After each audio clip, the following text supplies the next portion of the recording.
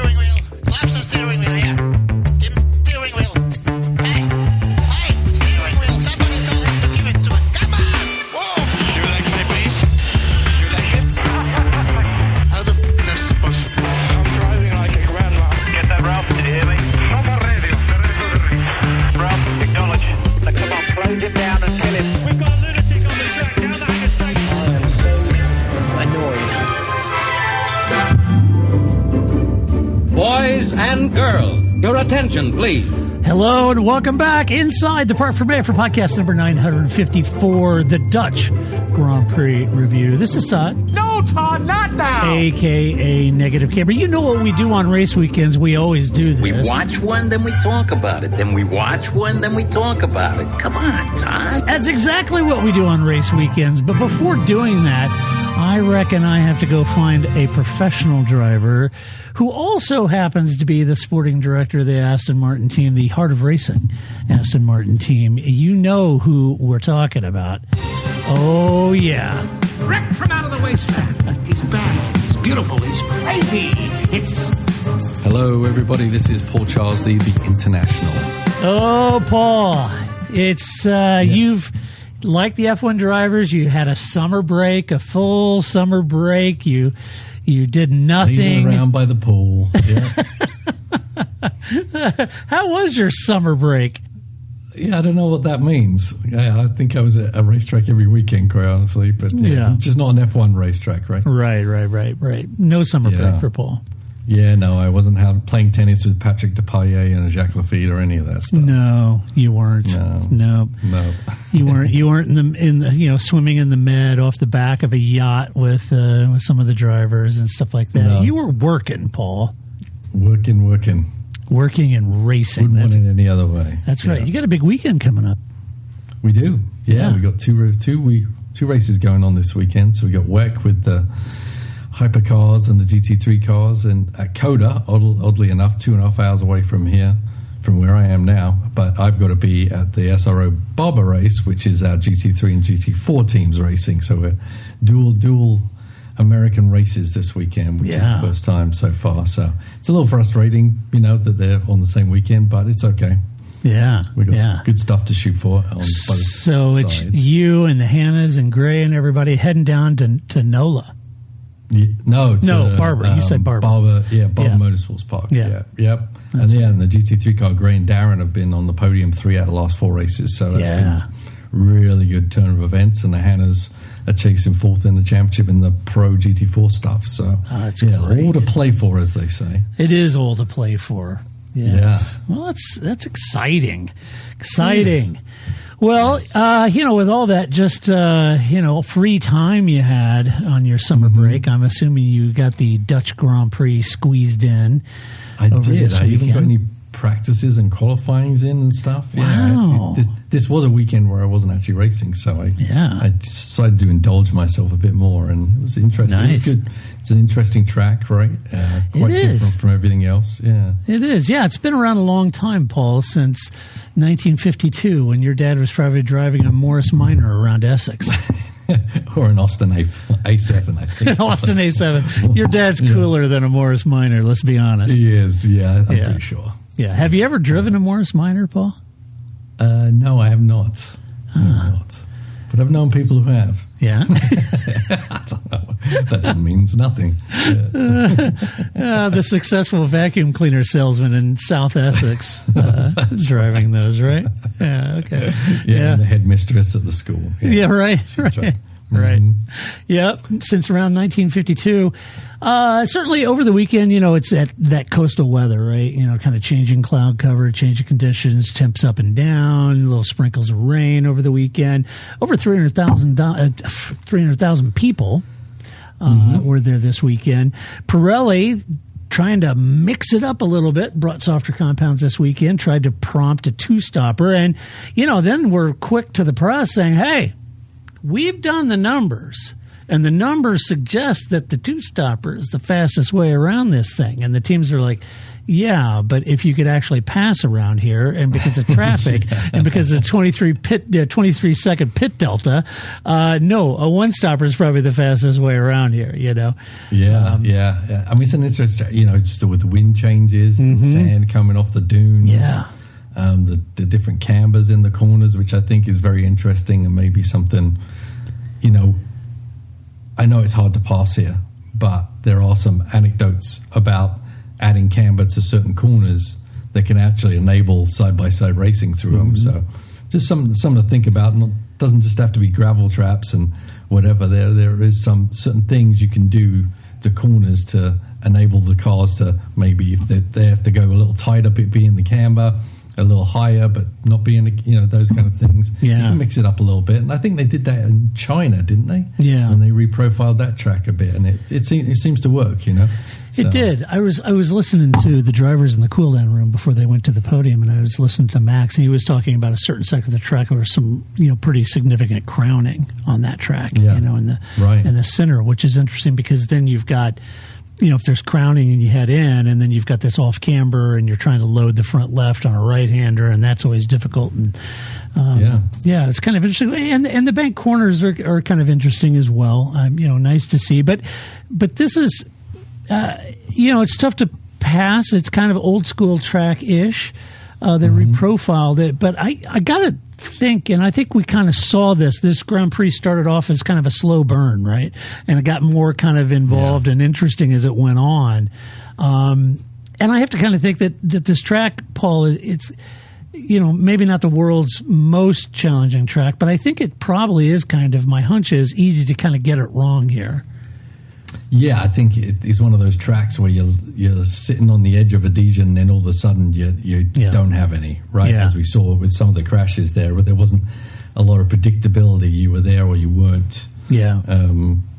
It's a simple track in theory, but you have, once again, the simpler the track is, the more perfect you have to be at every single corner, right? We always talk about that in Austria, right? It right, seems exactly. like on paper it'd be incredibly simple, but as you've said many times, that just means you have to be perfect. Yep. You have to be perfect. And you're a little off on the setup, and you're way off on the pace. Yeah. Right. And, we saw some ebb and flow on the pace too, but it's interesting. I mean, it's got a track called Tarzan. How do you not like that, right? You gotta love that. Yeah, it's great. Yeah. And you saw that on practice too. There just wasn't much in it, certainly between Lando and Oscar. I mean, I don't think you could slide a MasterCard through. Did you see what I did there with the new title sponsor? I don't think you could. Nice. Yeah, thanks. Send you the check. Yeah, Zach, I'm paying attention. I got you, buddy. So you slide a MasterCard, between them. Mm-hmm. They're just there, and ultimately ends up Oscar on pole by, what we're talking about, hundreds, thousands here. And there just wasn't much to play between the two of them, as it was so close. And, maybe the strategy, I think, would have been kind of difficult given the softer compounds, but maybe not having sort of that pace differential in the car, and also on top of the tire pace delta between compounds. I don't know if that really manifests itself quite as much either. Yeah, right. Yeah, but it's funny how people get kind of focused on the results of each practice session. Oh, Lando's been dominating the whole weekend. It's like, well, and did, yeah. I mean, just for a millisecond, and then Oscar dominated qualifying, and in the end, it is going to be that tight between those guys the whole season, right? And you look at Friday, and I was thinking, okay, so Oscar's 0.2, a tenth behind, 0.3 behind, whatever it might be, and you think, oh well, Lando's got this locked up. He had a great race here last year. But when it came time to deliver, I kind of feel like those are the things that Oscar was doing, was just perfecting the sections of the track, getting that ultimate lap down for him. Not that Lando wasn't. Clearly, Lando was too. But I think then when it came down to qualifying, he delivered. Yeah, Oscar seems to be working on being more perfect more often. Yeah, and he's got a whole methodology behind it. Yeah, it's pretty amazing how we've seen him over the past 2 years come back from, not being able to manage tyres, not being able to qualify. He's taking all those negatives out and throwing them out the door. Yeah, and that's what's kind of getting in the results now. It is a fine margin, but the fine margins are where the mental strength, I think, is really coming forth. Yeah, I agree with you, and I think. I think back, Paul, when we saw Charles Leclerc come in, where he was struggling with tire management, chewing the tires up, those kind of things. And then it really kind of turned his craft around to where he's, much better on tires and became a very good qualifier, in that sense. Right. So to watch those drivers develop those particular things. And I think you're right. I think you could go back to the last couple of seasons and this season and really kind of connect those dots and watching Oscar perfecting his racecraft, in that sense. Well, let's talk about McLaren. We'll start off the top at the sharp end of the grid. You got Lando Norris at DNF. Unfortunately, Oscar Piastri in P1 took the win, converted pole position to win. Let's start with Lando first, Paul. Bit of a challenging race. Max on soft compounds got the jump on him at turn 1. That was a great move from Max. And then it took a while for Lando to repay the effort, and he ran behind Oscar for much of the race at this point. Even with a couple safety cars, he still couldn't get the jump on Oscar on track, and only really narrowed that gap between them a few times to around a second, 1.2 seconds, but never really was able to reel him in. I don't know if that was a dirty air issue or aero versus. I think that's certainly part of it. Certainly windy. You had some sprinkling of rain kind of to and from, but no deluge of rain or constant rain. The team didn't try any sort of cunning strategy here, Paul. You've got nothing between the two drivers. Lando enters 9 points down. Oscar's on pole position. How would I'm sitting home thinking, what does that tell me as a fan at home that you didn't try any sort of different strategy with Lando, kind of like we saw at the last race where Lando was able to have that different strategy where on paper Oscar's strategy in Hungary looked like the preferred strategy, but Lando made that one-stopper work. And here they didn't seem to really try anything. And I can only assume that there was no cunning strategy really at play here. So at that point, I think Lando looked set for a P2 finish. Unfortunately, what's presumed to be an oil leak and the engine ended his race. And it's brutal, Paul. It's a 34-point delta now to Oscar.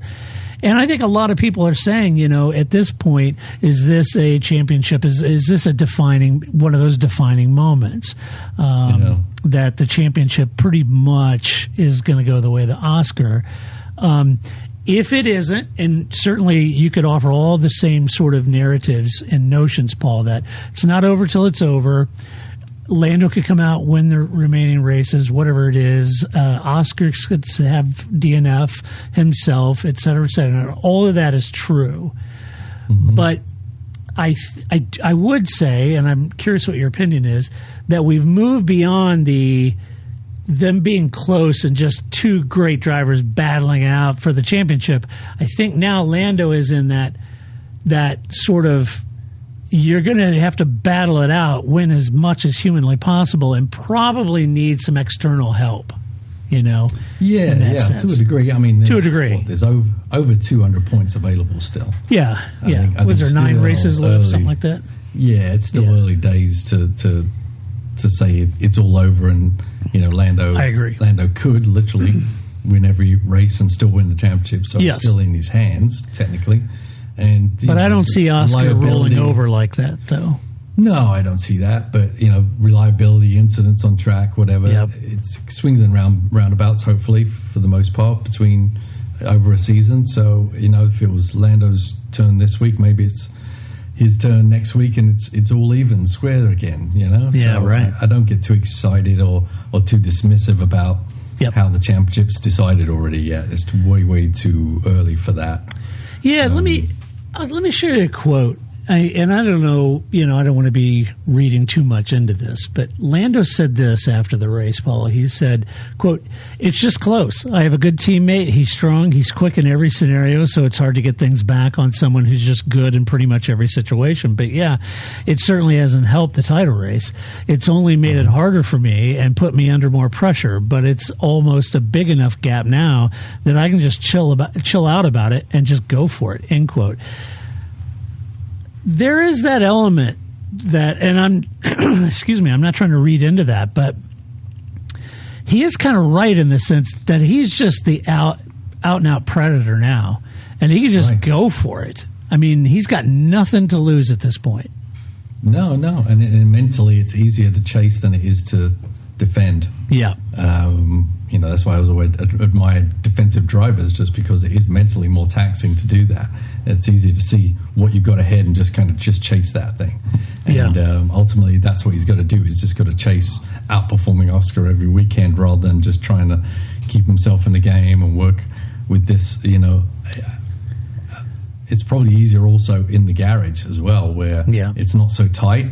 That maybe Oscar may relax a little bit. I don't actually expect that. I don't either. He wants this championship very tight, very, very much so, just like Lando does. So I mean, you got to see how the next 3 races, and that's what Lando, needs to do, is literally take it race by race rather than start projecting what's going to happen race 6, race 7, race 8 before the end of the championship, right? Yeah. So that does make it simple for him. He has to take it one race at a time. Oscar has to protect his bank of points. So he definitely has a different approach to Lando. Yes, and and I kind of feel like, now I could be way off on this, and mea culpa if I am, but in the history of Formula One, you and I have watched Formula One for a long time, decades. Very long time. You're a bit longer because you're older than me. Yeah. Right. Yes, but you have more tribal knowledge of it because you grew up in the UK. And that's true. I actually your family was in. Yeah, even though I'm much younger than you, I much younger. Yeah, yes. By a handful of months. But you and your family has been involved in racing your entire life. So I was just a dork sitting at home watching it, jumping up and down on the couch. But we've watched it for a long time, many, many, many years since we were little boys, and the reality of it is that every team that has 2 incredibly good, whether it's Pro Senna, or Alonso, Hamilton, whatever, pick a great pairing, that were battling hammer and tongs for championships. Mansell Piquet, juicy one. That is a juicy one.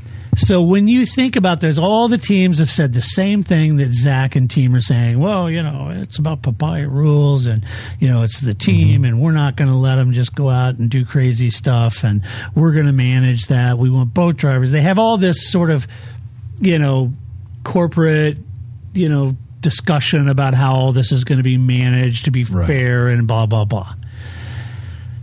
World champions are selfish by design, and they have to be to win world championships, right?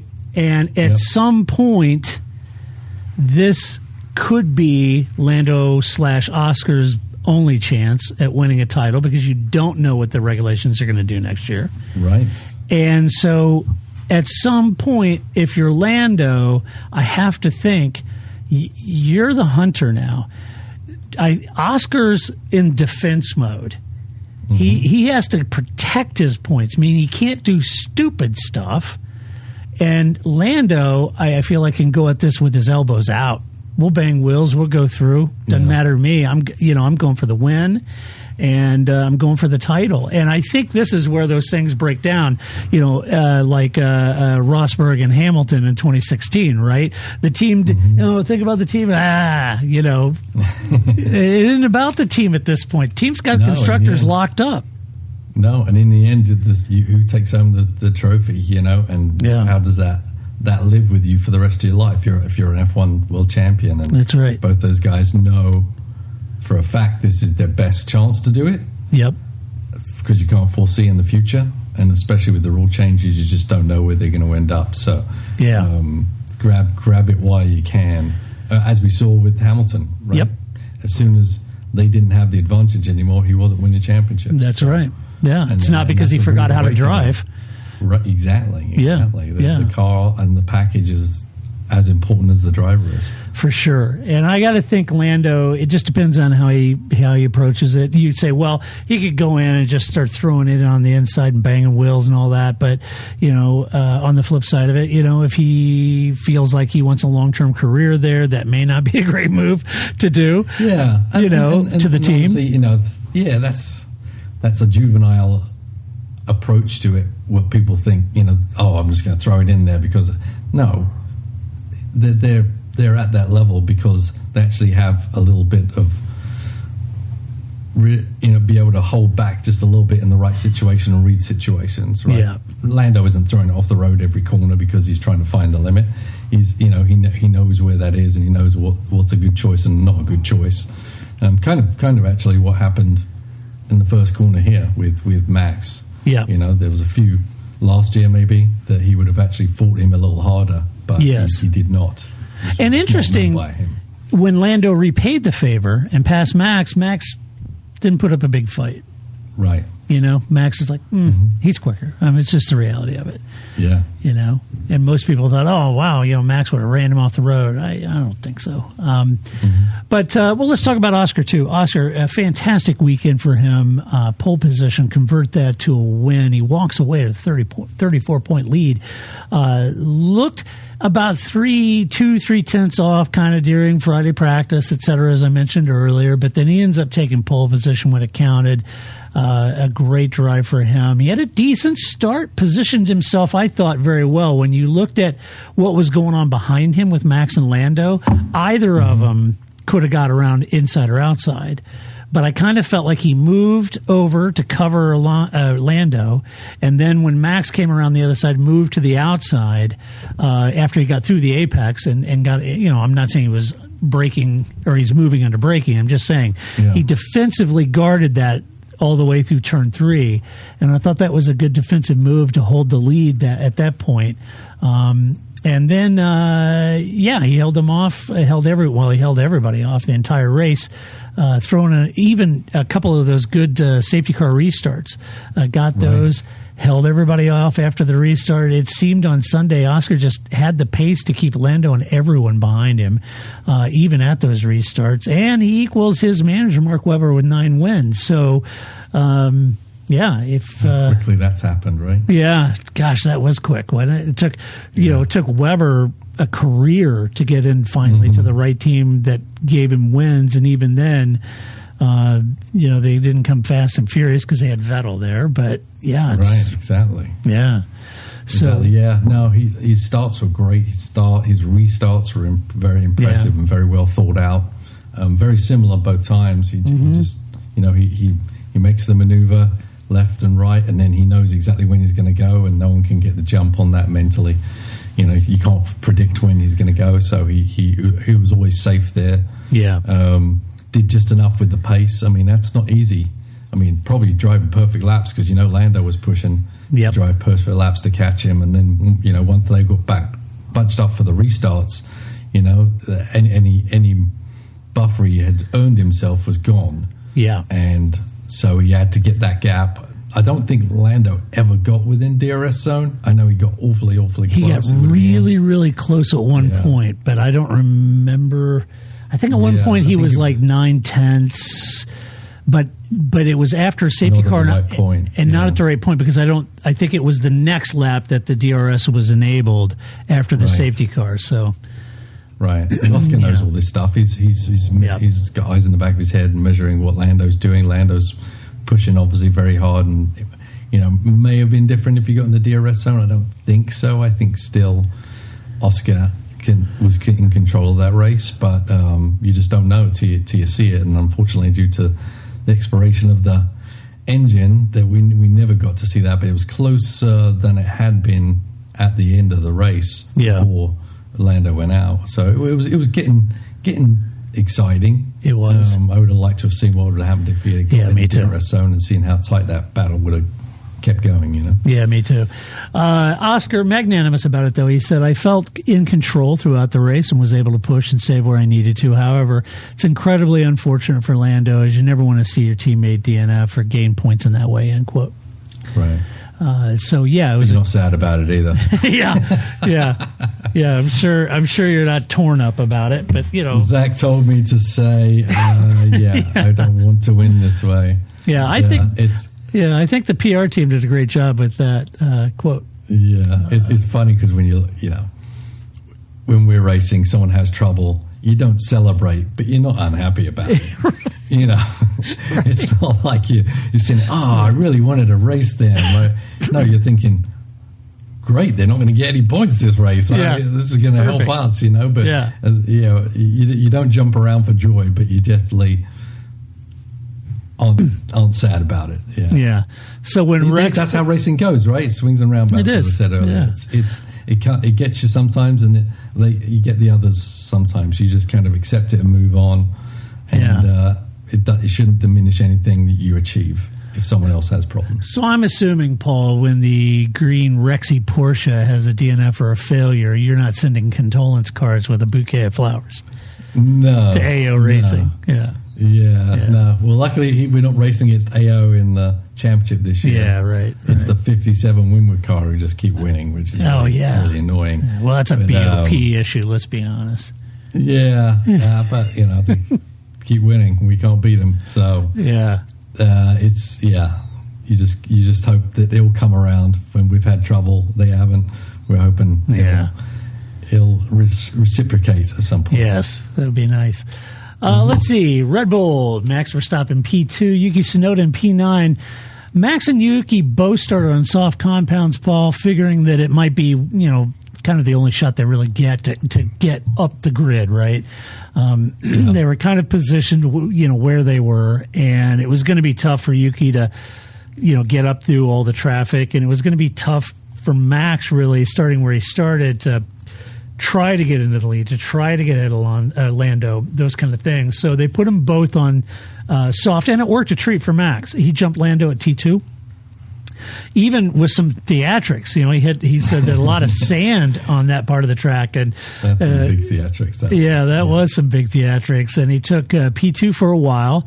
Max made the most of his pace, ran third for the rest of the race once Lando got around him, and so he was running third for most of the race. And even really, despite putting on more softs there at the last safety car, he still really couldn't make those, couldn't get around Oscar, couldn't make those work for him. So ended up in P2. He said, look, from where we were on Friday, it was good. He said, quote, for me today, the highlight of the race is the first half when I was trying to get a spot and overtake.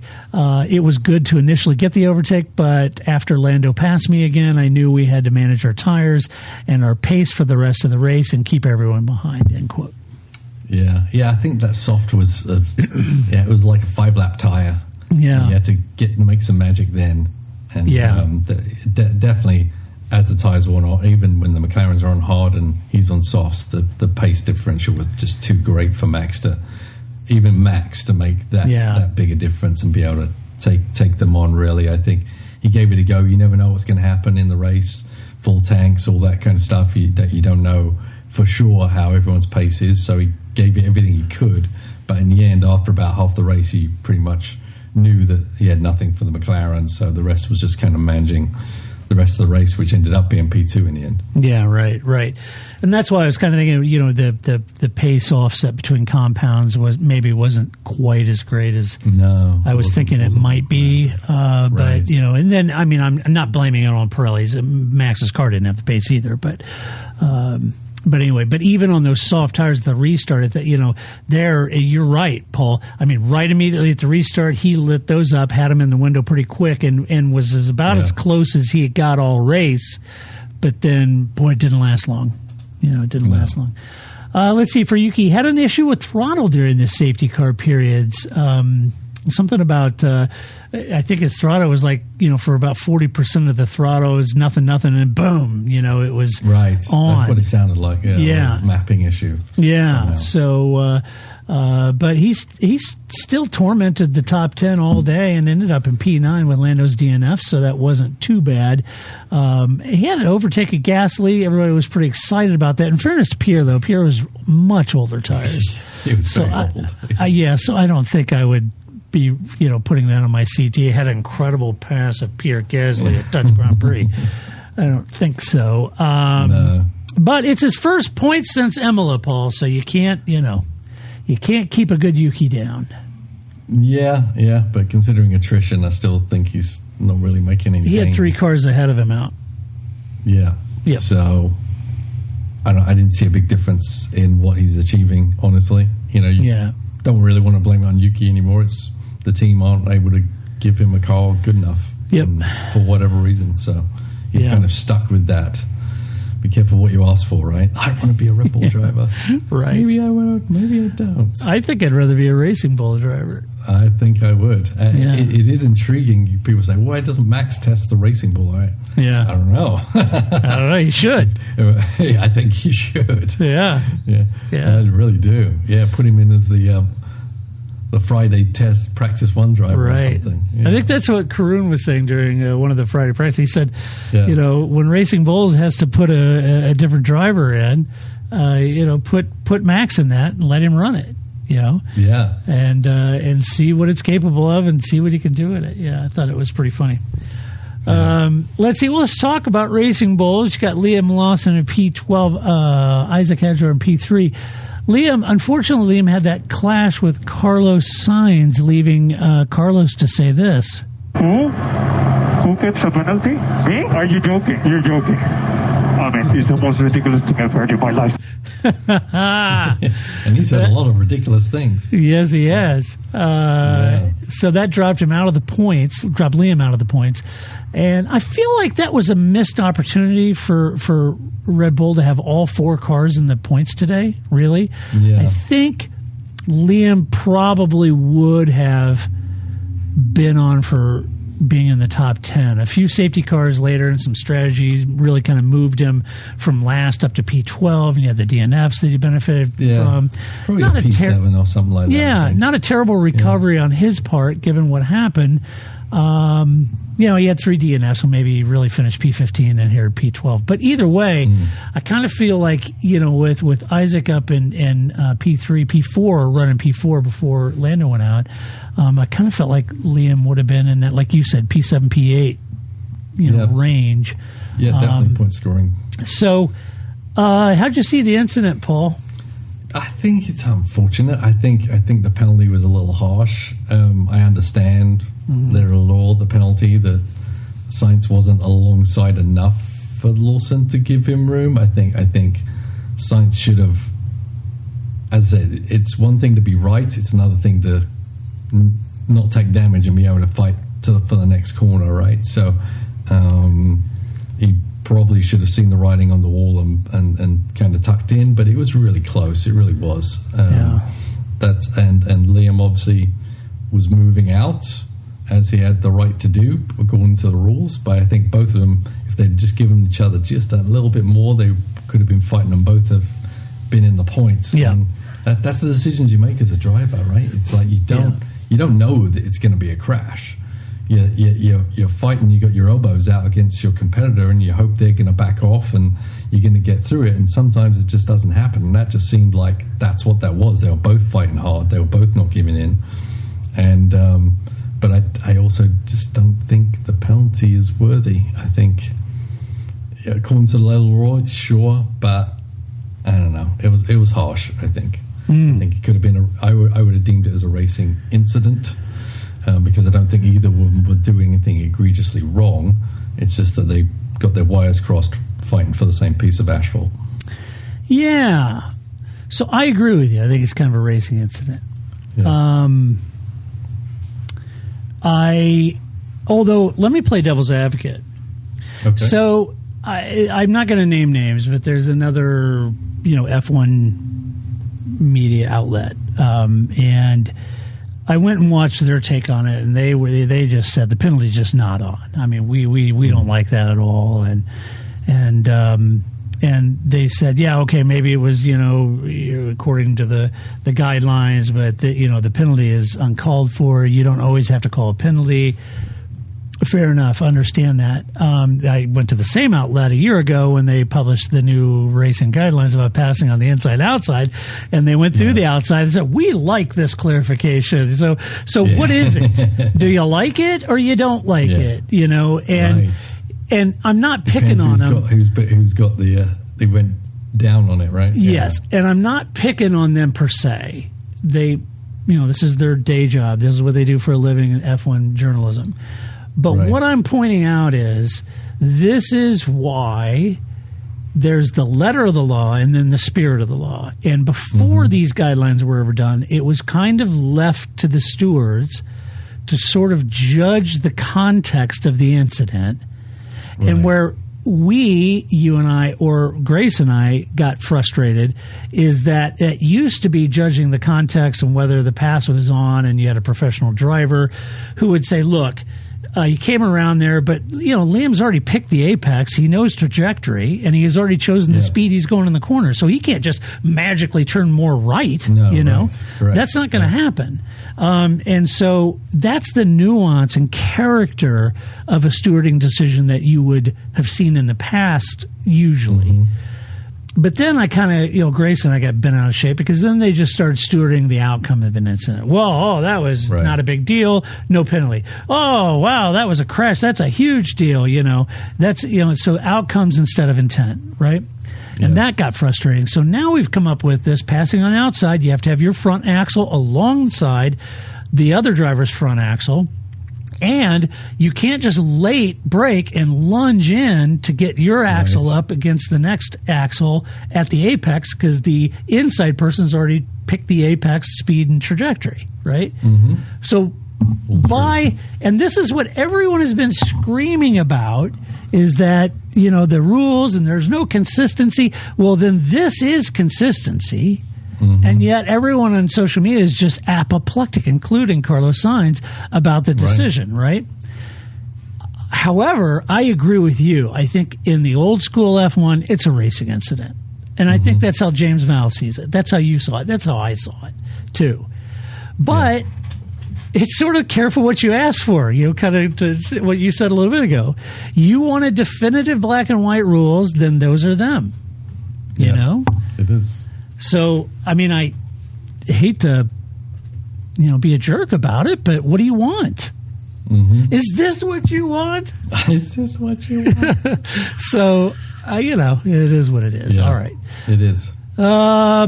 Let's see. Well, he doesn't think so. Oh, it cannot be, Ricky. Cannot be, Ricky.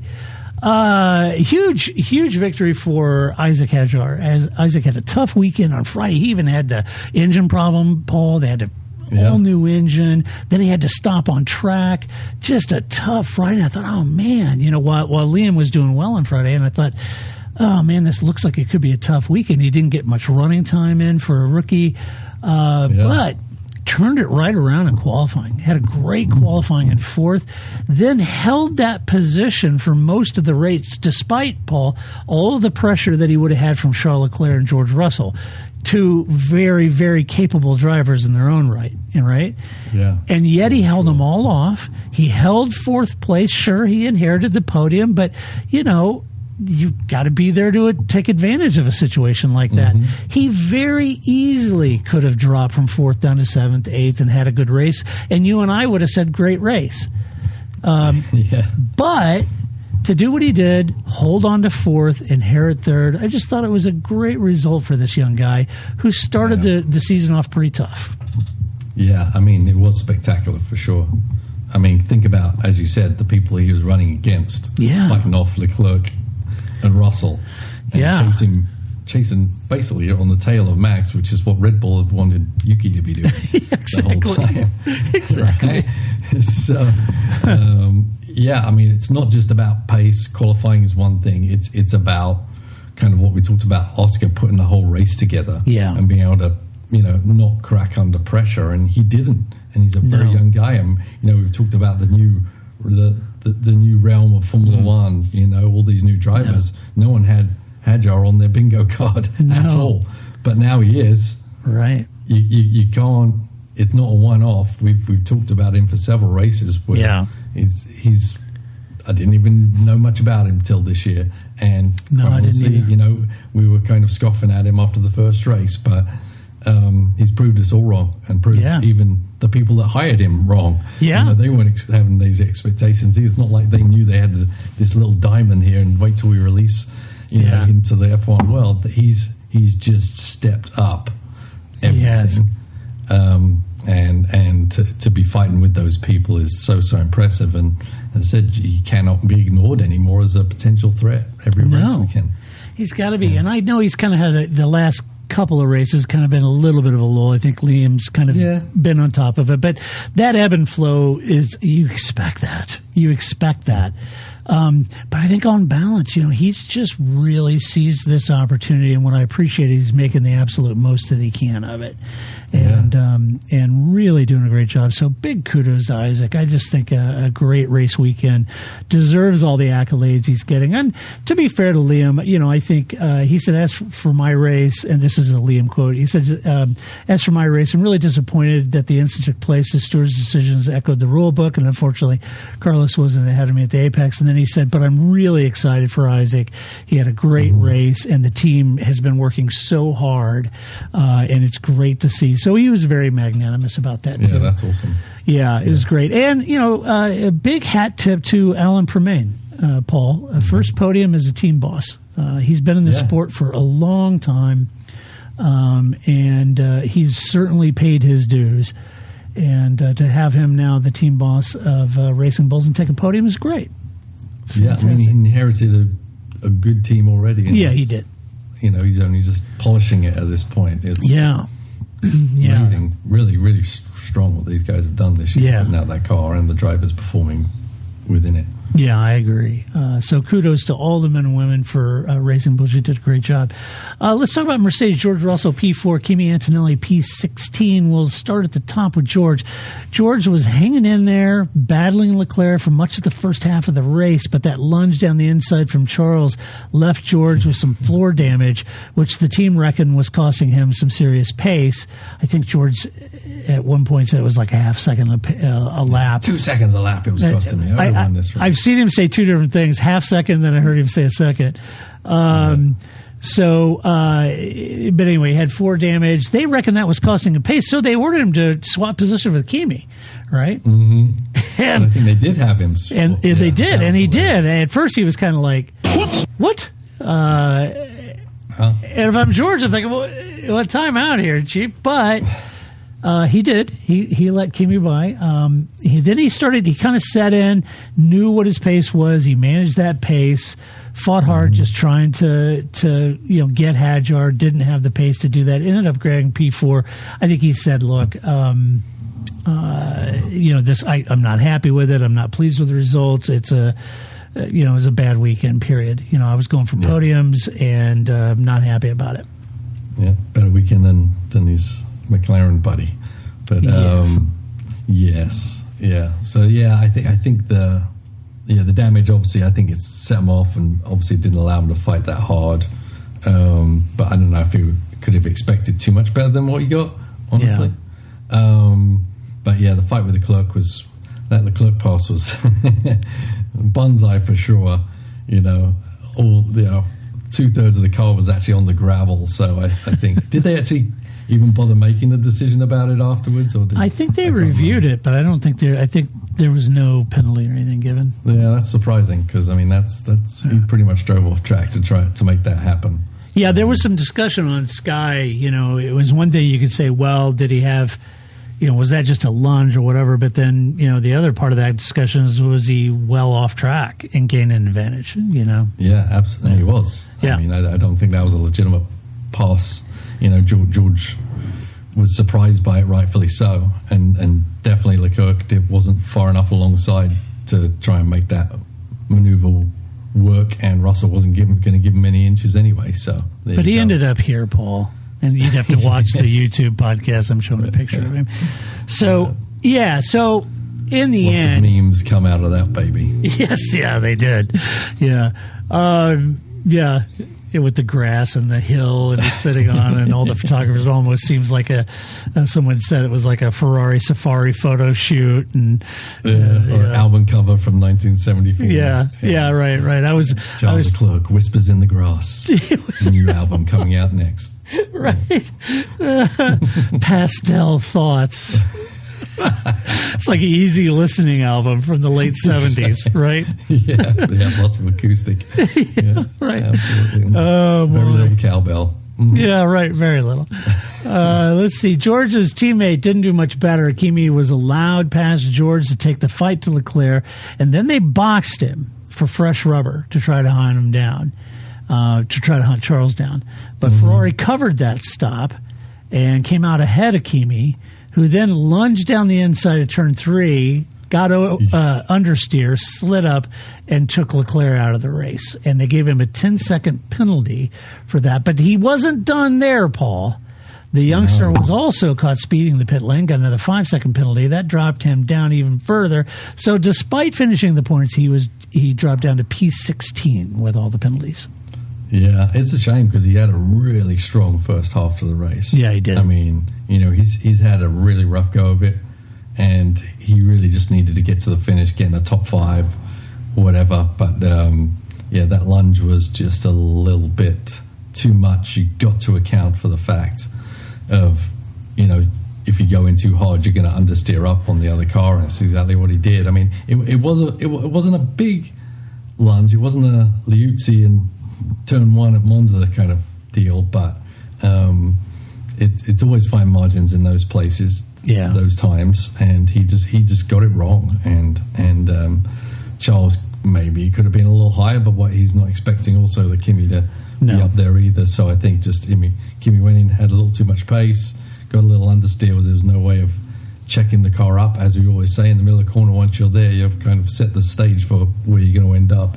And he ended up in the back of Charles. And 10 seconds doesn't sound like a good enough penalty when you got a Ferrari wrecked on the side of the beach. But for intent versus outcome, it's probably the right penalty. Yeah. But Kimi's got to get his head around this. He's got, as I said, he had a really good weekend, and he's just got to know when not to keep pushing, know where that limit is, and know when you need to finish the race and stop banging some points in, and you're not going to do that by going for every fine margin option.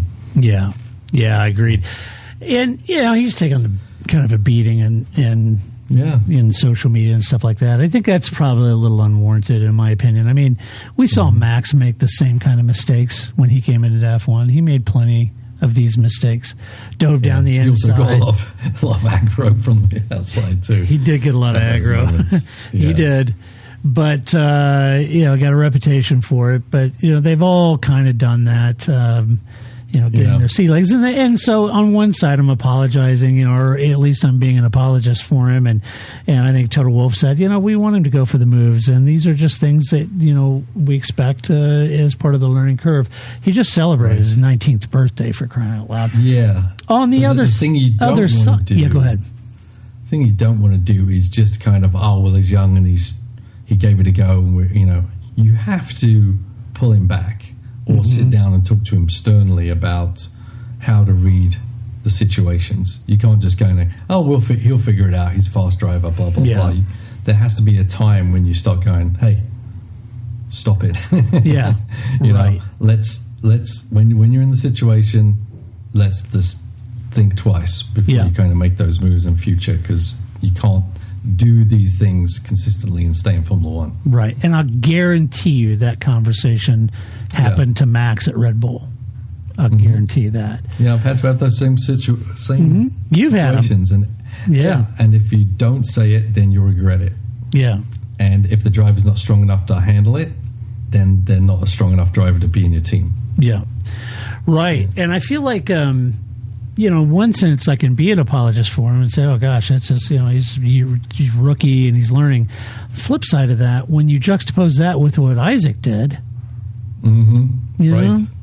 other rookies didn't, punt Ferraris off the track. Ollie Behrman had a great race, didn't punt anybody off the track. So maybe that isn't a good enough excuse. He's a rookie. Yeah. Let's see. Speaking of Ferrari, what a race for Ferrari. Not good enough, damn it. Not Right? good enough. I mean, really, it Well, just... how did we get to Ferrari this soon? They should be in the bottom, shouldn't they? I know. I just chucked him in here because I felt like you called me out on this, Paul. Damn it, I put him here because this is where they should have been. I know. Get in there, Lewis. You're breaking your own rules. I am breaking my own rules. Yeah. Is my Ferrari bias showing? Damn it, this is where they yeah. should have been. Yeah, they should have been at the last. I can skip him and we can come back, Paul. No, let's do it now. All We've right. started it now. All right. A dual DNF, by the way, for Ferrari. Charles had a good start, jumped Russell early on, lost a spot to Russell during that first stop. Then he made a lunge down the inside, got George back at the apex, and a brilliant, uncontroversial pass, Paul, that wasn't outside of the track limits or gaining a position. No, yeah, it was. Not at all. It was a lunge, let's be honest. Yeah.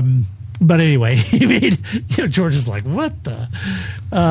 So anyway. I was like, he cannot be angry at that. Yeah. Kind of. Yeah, kind of he could. Yeah, I kind of sympathize with George. That was pretty aggressive. Although on the flip side, it is Charles Leclerc. I like Charles, and he's driving a Ferrari, and which already would just piss you off. And so he's driving a little red mist out there trying to get back. But anyway, despite that, the team boxed him to cover Antonelli's stop, and then Kimi took him out at turn 3. What was interesting was his radio after the crash. When he says, that was not necessary. That was not necessary. The tires are fine. Right. Not necessary. And the Sky team missed the context of that. But Bernie, she caught it. And so she jumped in and said, well, wait a minute. No, what he was scolding the team that he was saying that his tires were fine. They didn't need to box to cover Kimi and put him in that position with a rookie. Yeah. Right? Yeah. And he's right. He is right. And I was listening to the F1 TV thing, and Jordan Palmer was, when he saw Kimi box, he said, well, I certainly don't expect Ferrari to box and react to this. And but then all of a sudden they did. Yeah. Knee-jerk reaction, and it's another kind of botch on Ferrari. They had so much. It's a track position is very powerful here, right? Yeah. And they had decent tires, and when Kimi boxed, he did it because he had nothing to lose. Right. But Charles did. He had track position. He had 15, 20 seconds on Kimi at that point, and he wasn't going to lose it. Yeah. Yeah, So, I don't. This is, Grayson and I just talked about this in last week's podcast. We were talking about Ferrari's strategy. You guys, Yeah. I don't know what's going on there, but things like this and the things we saw in the past, you don't need to do that. And Right. I don't know why they did that. Yeah, it's like they start with a clean sheet of paper every week, and they don't learn from the past. I really think Charles puts them on edge, as does Lewis. Yeah. On making the wrong decision. So I think sometimes they feel like they need to make a decision rather than not make a decision. Yeah. If that makes any sense. It does. They feel like they need to be seen as doing something to fight everything off, and it just wasn't a well thought out plan. They just reacted in a split second. Mercedes had all the time to come up with that plan. Yep. That we're going to box early, we're going to put the softs on, and let's see what we can do with Kimi. But Ferrari had 60 seconds to react to that plan. Right. And they did so wrongly. So yeah, I agree with you. I'm not sure what happened. Well, I know what happened. I saw it, but not quite sure. Lewis, he had a tough weekend. Like Charles, had a decent start. Feeling better this weekend, I would say. He was, he was kind of, his dauber was down out of Hungary, and the team should replace me kind of talk and that kind of thing. But anyway, he came back this weekend, seemed rejuvenated. But not take the money back. Yeah. They should pay me out of their Kimi Räikkönen fund to leave. But, he came back, seemed rejuvenated, even after the crash. I mean, it wasn't too bad. But unfortunately, that all went pear-shaped. And when the drizzle came down, I guess maybe the painted section was a little more slippery. Turn 3, slid up, hit the wall, out. Now, could happen to anybody, and that's true. let me argue the other side of that is this is a 7-time world champ. You wouldn't typically expect that from a 7-time world champ. Mm-hmm. So don't know exactly what caught him out or why. Other cars were going through the same thing, going the same lines. At the same time. Same time. Slipperiness. It was a mistake once again. Yeah, it happens, and I get it. He's gripping that wheel tight. Things aren't going well. Things have been going down. You're trying to make a difference, kind of like Charles doing the outside pass. You're trying to make a difference. And it just came a cropper on the. I still don't know why we got painted surfaces on racetracks. It's a silly idea. It's always treacherous. Yeah, and those are big painted sections. Yeah. I don't know that. I mean, I appreciate Aramco wanting their logo there, but really, you could just put a single white line. Yeah, that would be better. So anyway, unfortunate for Lewis. I hate it that they hit the wall. In Friday and Saturday, felt a little rejuvenated. Seemed more positive about it and everything. Then to hit the wall is kind of a bad deal. But anyway, not good. Let's see. Then we get down to Williams. Who gets a penalty? Me? Are you joking? You're joking. I mean, it's the most ridiculous thing I've heard in my life. That was Carlos's race. Alex Albon at P5, Carlos at P13. Let's start with Alex. Alex had a terrific jump, and I like to pretend, Paul, that if you were driving in Formula One, this is how all of your starts would happen. You would start trying to. You'd start right off and jump 5 places on the first lap. And that's what Alex did. Put him right up there with Carlos. He didn't have the best qualifying, so he's back a little bit. Had those 5 places right at the start. Put him right back up there with Carlos in the top 10. Things were looking great for a Williams dual points finish at that point. Carlos had his issue. We'll get in a moment. And then it was great to see Alex really overcome that tire performance window. He was struggling with that on qualifying and very upset on Friday and Saturday. Could not get the tires on the right lap at the right window, and he was just really frustrated by that. So in the race, long run pace looked great, ends up in P5, a great run for Alex. It is a great run. He's an interesting guy on the radio in the car, though, isn't he? He is. Completely different personality than he does outside the car with him adopting cats and all this stuff. I'm not a big fan of how he talks back to the pit lane. There's a few drivers like that, obviously. Yuki. It just seems out of character for him. I know. I'm sure they forgive him. I'm sure they will hug it out at the end of the day. But, interesting. Max gets a little combative on the radio with GP, and Alex is combative, and Yuki was just, all out insulting. But, for Alex, he comes across such a charming, nice guy, and I'm sure he is. Everybody that meets him is just a wonderful guy, and he's a real tiger on the radio. He is, Why are we always doing this? Why are we always messing this up? What's going on? Right. But great start, great execution, and made the most of the attrition for sure. Yeah, and then we talked about Carlos. He had a good race going, then tried that overtaken loss, and that ended in tears. After the first safety car, that happened. Then Carlos, had a lot of harsh words for Liam and stewards. James Val said it was a racing incident. Sky Sports said they thought the penalty was ridiculous too. But like I mentioned earlier, the entire time I'm thinking, well, wait a minute. Isn't this what you wanted, right? So, you wanted clearly defined rules. Yeah, it's good to see the Williams performing at this type of track. It was. Right? Yes. This is I think that'll hold out over Monza next weekend for Williams. Low drag, let them run. Yeah, I mean, typically it would, right? Yeah, it would normally. But I think they've kind of committing to the all-round car now.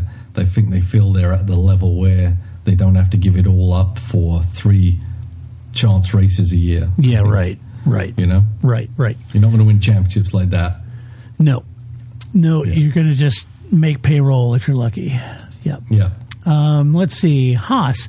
Interesting race for Haas. You had Esteban Ocon in P10, Ollie Behrman in P6. We'll start with Esteban. Esteban started on the hard compounds, ran a long first stint. The team chose the track position during the first safety car, so it kept both drivers out, Esteban and Ollie out. And to your point, you mentioned it before, Paul, a little bit ago, that track position is so critical at this track. And so this is why teams like Haas and even Pierre Gasly at Alpine, that's why they chose to keep him out, trying to guard that track position, hoping that you'd have enough rubber on the tires to make it happen. So they they kept Esteban and Ali out, and Esteban and Ali ran long, waiting to see if there'd be long. Yeah, waiting. So long. It was very long, and you had to think. Come on, they were looking for another safety car, right? It's kind of what I get. Well, that's exactly, yeah. And they did. They got it, and both drivers boxed again for fresh tires, with Esteban boxing first, but he got jumped by Ali when Ali boxed a lap later. So the undercut. Or is that an overcut? Overcut worked for Ali. So Esteban, at that point, fighting for points, and then Kimi's penalty dropped him down. Esteban nabs that P10. So good race for Esteban. Yep, yeah. I said, it was. I'm sure it was really tough for those guys to hang on as they did, but they did hang on, and history from Haas would be their tyres would be done in 3 laps. Right? Yes. So they've obviously they're way ahead of that at that point now. Yeah. But I was like, come on, guys, it's been long enough. I know.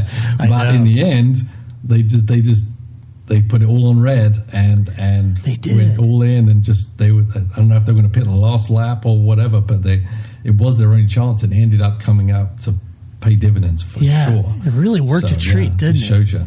Yeah, and the same for Ali. Ali started from the pit lane, and he also started on hard compounds for that long first stint. And then the team ran mirror strategies at this point, very much kind of what McLaren was doing. They just ran mirror strategy with Ali and Esteban, and then Ali got the overcut done on Esteban during the pit stop. And Ali also had enough pace. I thought Ali looked terrific this weekend. Had a lot of good pace, made the pass on Pierre Gasly. In defense of Pierre, his hard compounds had given up ghost like 10 laps ago. But he was able to get up to P7 and inherited P6 when Kimi's penalty came along. So, and Lando's DNF, of course. So, a good race. I wasn't expecting, but I was like you, Paul, with Ali and Esteban, thinking, they don't have the pace here. They're just going to leave him out, try to hope something happens. And then all of a sudden it happened, and it kind of worked a treat, put perfectly. both of them in the points. Sure did. Yeah, absolutely. Yeah, it was great. Crazy. Yeah. Ali said he wasn't expecting that. And he said, we definitely got lucky today for sure. So anyway, let's see. Aston Martin, Fernando Alonso, P8, Lance Stroll, P7. We'll start with Fernando. He had a bad start, got mired into a DRS train for a long time and was not happy about it. Told the team, you forgot about me. He wanted something else. He wanted the team, all right. And so this is what I love about Fernando. All right. Get the calculator out. Give me right now. Make a decision. Do something else. Yeah. This isn't working. Do something. I'm in a train, right? And they did. Yeah. So they boxed him, fresh tires. Then he sized his way back into the points, and then another safety car gave him track position, and everyone ahead of him boxed, and so this got him a great result up into P8, given where he was. Yeah, no, absolutely. It was a bit cheeky though, because he was like, "You keep putting me in this train." It's like, well, you put yourself in the train by qualifying better, getting a bad start and a crap start. They didn't put you there; you put yourself there. But I do appreciate the fact that he was or maybe I shouldn't appreciate the fact that he was the one that was instigating. Let's do something rather than the team. Thinking it. They were just kind of accepting their fate. Perhaps, I don't know. We don't know what's happening back there. But for sure, Alonso spoke and everyone pricked up their ears and said, okay, we better think of something. He's going to be really mad when he comes home. So, and they did. And he pitted for new rubber and worked his way all the way back to the train that he was already in. Yeah. Right. But with a lot newer rubber. So it really did pay off for Alonso to be that whiny, but he did have a part to play in where he was on the track. He sure did. He sure did. Lance had a really miserable weekend going. 2 crashes on Friday and Saturday. Just looked ragged, walking away during interviews. I mean, I don't have words, guys. I don't know. Don't ask me. Don't ask me. I don't get it, but whatever. However, Lance turned that miserable weekend into a P7. He was having a ragged weekend. Did better during the race, boxed early after the clash with Bortoletto, fitted hard compounds early, and everybody was watching that run, and ran a long stint. But I assumed at this point it's a two-stopper from there. However, this undercut him into the points, and he got a free stop under the safety car. That kept him in the points for another P7. That's what he got in the last race. So he turned that around. No, that is solid. That was a pretty disastrous weekend up to that point, for sure. Yeah, it was terrible. Yeah. Mechanics had to rebuild that car twice. Yes. I felt bad for him. That was terrible. I'm guessing Lance wasn't there making cups of tea for him, though. Apparently. Yeah. Alpine, Pierre Gasly, P17, Franco Colapinto, P11. Pierre was on a one-stopper, and it looked initially like it might work, but the last safety car, he took track position versus boxing, and then that safety car gave everyone behind brand new fresh tires, and that just didn't work. He sunk like a stone at that point. It was he held on for as long as he could. He did. Trooper, but once one got by, it was done. It was pretty much done. Franco, on the other hand, started on softs, ran toward the back, but the safety car period actually helped him get back towards the front. He didn't have enough laps really left to mount an attack on Ocon, but was thereabouts, in P11, and a better weekend for Franco, given Are you surprised Flavio's to see comments. him back? A little bit, because I think when you go back and compare now his pace delta to Pierre versus Jack Doohan's pace, Jack was closer. Right. Yeah. I mean, I don't know what Flavio's deal is or isn't. I mean, if it was me, I'd say we've given Franco a great shot. And Jack was closer. I'd put Jack back in if it was me. Right. Yeah. Exactly. Let's see. And then we're down to Sauber. Gabriel Bortoletto, P15, Nico Hulkenberg, P14. Gabby looked like he might be in for a point after such a good qualifying session, but a late stop due to his hard compounds running completely out of grip dropped him out of contention. So, again, kind of like the Pierre Gasly thing, trying to run long, really cherishing that track position over fresh tires, and didn't work out for him. Yeah, there's always a tipping point there, and they reached it. Yeah, they did. Yeah. And then you had Nico. He didn't benefit from the safety car periods at all, and to be honest, everyone got a free stop, but they didn't do the timing of their strategy. Just the safety car and the strategy, it just didn't work out for him. Normally, he's the kind of guy that when you have 3 DNFs and you got some attrition and some things, he normally does pretty well in those situations, but. Pretty tough to take as the main rivals made the most of the race. Their main rivals made most of this race in the DNFs, and yet Sauber couldn't. And that's tough. Yeah, Sauber, they just didn't have any exceptional pace to do something different. Yeah. And I said everyone's pretty tight in that midfield bunch. Yeah. So it's not like they were completely out to lunch, but they just didn't have anything that little bit extra magic or strategy for that matter to do anything. True. All right, let's give away some awards. We typically like to do that. We usually start off with, move of the race. Seriously, Todd? Yes, I'm dead serious. That's what we do. Move of the race. Paul, what'd you get? I'm giving it to Max for that first lap move on Lando. I thought that was nice. Sticking around the outside there. I mean, it was an impressive move nonetheless, and then being able to control the car in that situation and still keep the position. I mean, I think Lando was just like, okay, I'm out. This is gonna be a big crash. Yeah. And I think, and I think that helped Max keep the position, quite honestly, but the car control and the audacity to make that move, I thought was pretty fun. That was good. Yeah, that was a lot of fun to watch. My move of the race, I'm going to give it to Isaac. I think the move of the race is qualifying P4 and holding P4. There were much stronger drivers around him, and I really feel like that move and the team's move, Racing Bulls, the strategy was totally on song. Boxed, the pit stops were fantastic. Isaac held it all together, didn't crack under the pressure.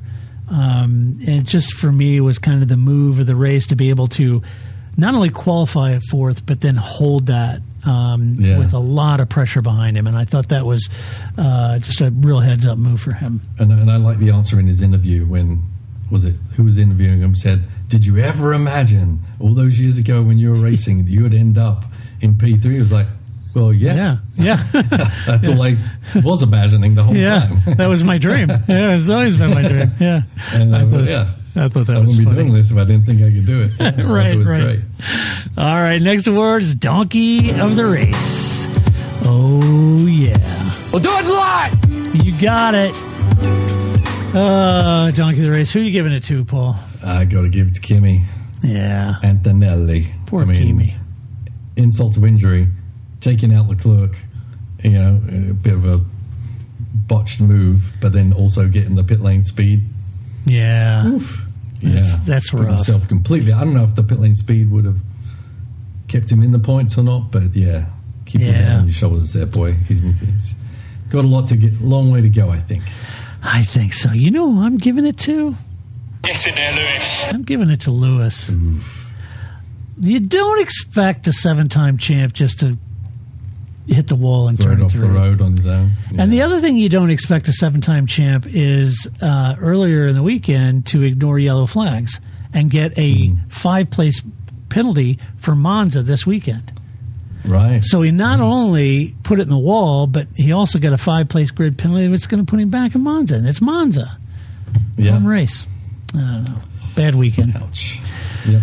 Tough weekend. Well, that means last award. Oh, yeah. Drive of the race. We like this one. Of course we do. So, Paul, drive of the race. Who you got? Isaac. Gotta be. Yeah. Gotta be. I the pressure agree, for a young kid. And not even in a car that's supposed to be in the top 3 manufacturers for out sure. there and doing what he did. Yeah, very, for very sure. impressive. Very impressive. Yeah, for sure. I had Isaac. I could also give it to Ali. I think Ali had a great race. And hard not to give it to Oscar. Good grief. Right. Oscar had a great race. Walks out of there with 34-point advantage. It was a great race. So, but I agree with that. I think Isaac had a great race. Mm-hmm. All right. Well, are you ready for Monza? I'm ready. All right. Was that the shortest race of the year? Yeah, it typically is, right? It's crazy. Fast and short. I know. Yeah. It is. Yeah. We should bring back refueling and double it up. I'm all for that. I know you are. I like it. Want to mix things up. There's your answer. All right. Well, huge thank you to our Patreon supporters. We couldn't and wouldn't do this podcast without you. We are very happy and very excited to have you on board supporting us. If you watch this on YouTube, hit the like, hit the subscribe, the bell icon. It's free, folks. Not asking a whole lot. It's free. Ring the bell. Ring the bell. If you see us on social media, how about, sharing, retweeting, or whatever they call it now, reacting or sharing. They don't have to repost my food pics, though. No, not your food pics. But, I mean, they could if they wanted to. If they want to. Yeah. You had chimichurri beef the other night, so. Yeah, skirt steak. Skirt steak. I know it is good, isn't it? Yeah. So, feel free. Share the love. Spread it. If you like the podcast, give us a good rating at your favorite podcast player. That is always appreciated. And we will be back. Paul and I are going to be back. Not very long. We're going to be right back talking about the Italian Grand Prix at Monza. Right back here. Mm-hmm. Same channel, and until that time, when we come back next week, we will see you then. This is Todd, a.k.a. Negative Camber, saying so long. That's it, man. Game over, man. It's game over. I don't feel I got to prove it all.